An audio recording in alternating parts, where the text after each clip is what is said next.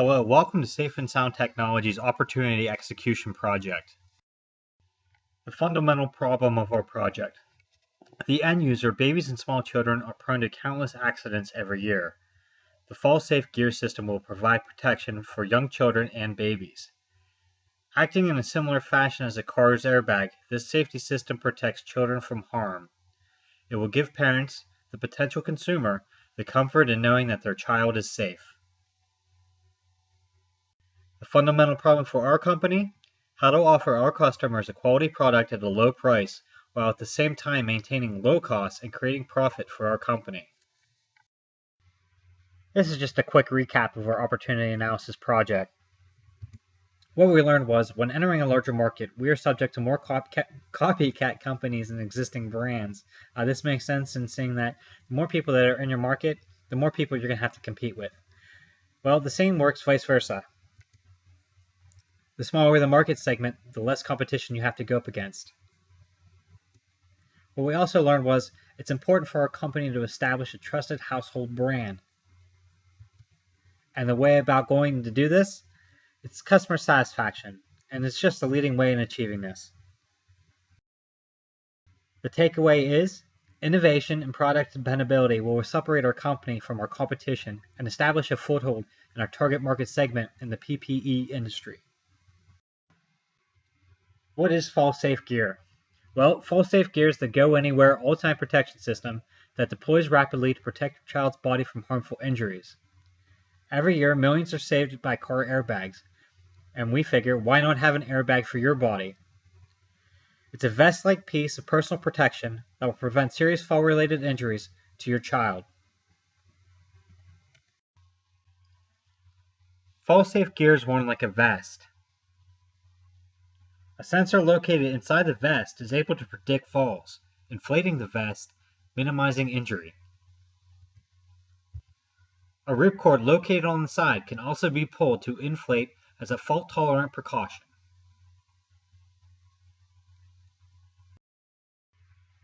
Okay, and now I want to introduce you to our team.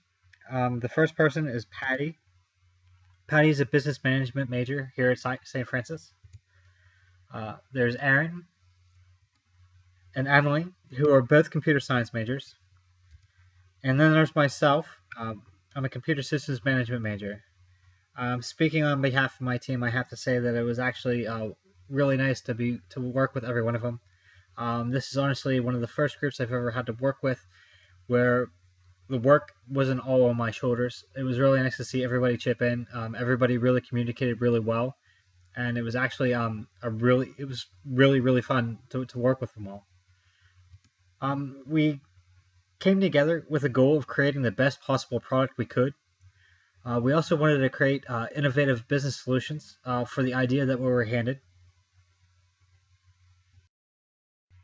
I'm sure you're asking yourself, what's PPE? Well, PPE is an industry. It's the personal protective equipment sector.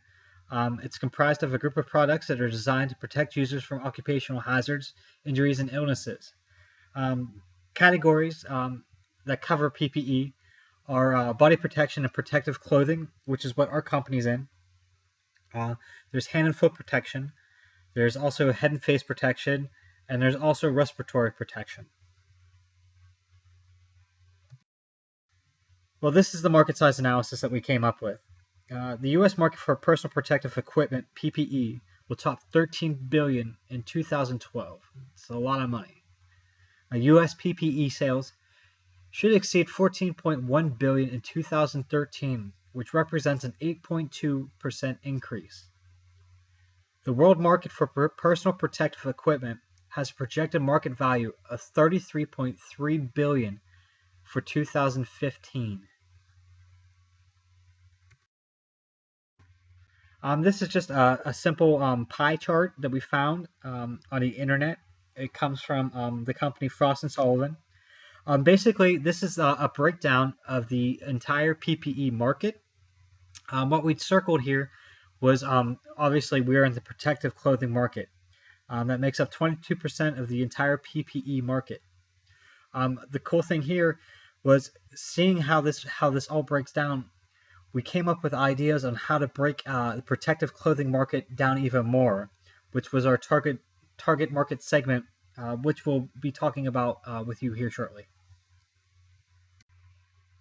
This slide talks about the estimated market size in US dollars. Protective clothing made up 22% of the PPE industry according to a 2008 market analysis report from Frost & Sullivan. Estimated global market value in 2015 is projected at $33.3 billion. How we estimated our market size? We took 22% of the $33.3 billion, and what we came out with was $7.236 billion, which is more than enough money to keep the lights on.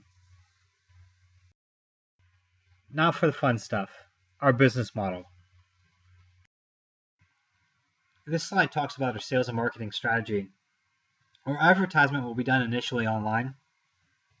To meet demand for our products can be sold either in bulk or single units.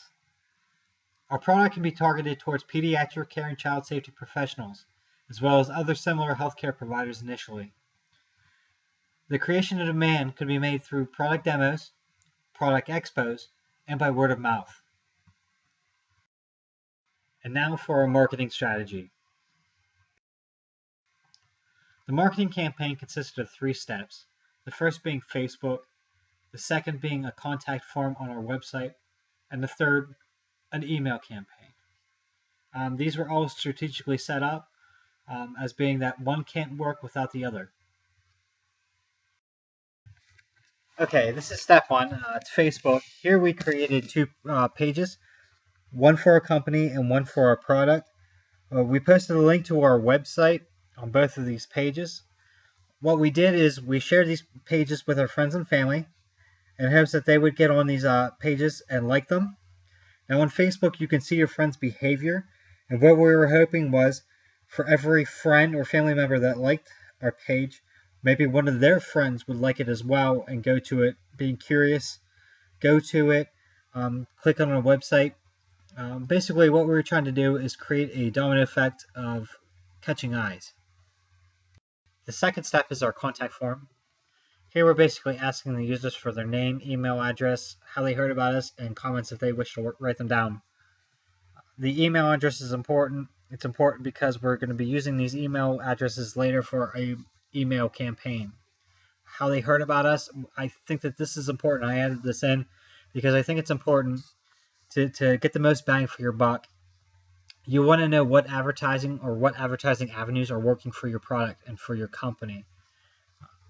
In the comments, we added that in because I think it gives almost a personal connection with your customers.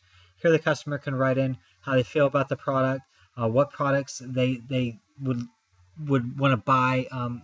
Basically, it gives the customer basically a connection to the company online. This is the third step. It's email. After the user enters their information and presses the submit button on the contact form, their email addresses are stored in this database that I'm showing you here.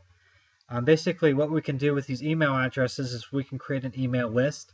With this list, we can contact these people with product information and maybe even product deals or offers. The sky's really the limit. The whole goal of this marketing campaign was that we wanted to do it as cheap as possible.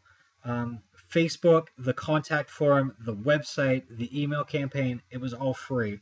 And why we wanted it to be free? Because most of our money is going to go down different avenues into, say, like research and maybe even building the product. Sales. Most of our sales are going to be done directly to the general public. Possible payment plan options can be made available. Bulk product can be sold to organizations. Large quantities, such as 10 or more units, can be sold at a savings to companies interested in the product. Approval will be based on the number of units and their ability to pay with an approved method. Distribution. The product will be sold via our website or through contracts. The product will be shipped from a company-owned warehouse where quality can be assured. Depending on the demand of our product, select stores could also be points of distribution. Costs. Main costs will be in design, research and development, parts and labor, and product distribution. Costs may be cut by seeking the lowest bidder from part suppliers. Assembly and advertising can be done in-house as well. our revenue model. Customers can pay upfront or through payment installments. Customer surveys gave us a range of between $50 and $150 per device, the price that one was willing to pay for it. Customers can buy the devices individually or in bulk. Extra parts can be sold for devices that have been deployed or need to be reset. Risk: receiving initial funding. A lot of work and money needs to be spent on design, development, and testing. Production of a product on a large scale. To meet a higher demand, resources would need to be obtained. Perhaps contracting out labor could be a solution. Competitors with similar products. There are a few known producers of airbag safety vests. Our solution to this was to tap into a lesser competitive segment of the market, infant protection. Partners and allies. Major partners. Those in the pediatric healthcare field. Institutions focused on health and safety. The product can be assembled in-house, while parts can be brought in from external suppliers. Trade expos and bid solicitations from known suppliers would be a means of getting suppliers. And finally, there's funding. We came up with 3 possible ways on how to fund our project. The first being, of course, out of pocket. The second being getting investors from interested parties. And the third, possible funding by venture capitalists. On behalf of myself and my teammates, if there's anyone out there that wishes to donate to our pockets, you're more than welcome to. You can either contact us or you can go to our website at www.safeandsoundtech.tk. Thank you.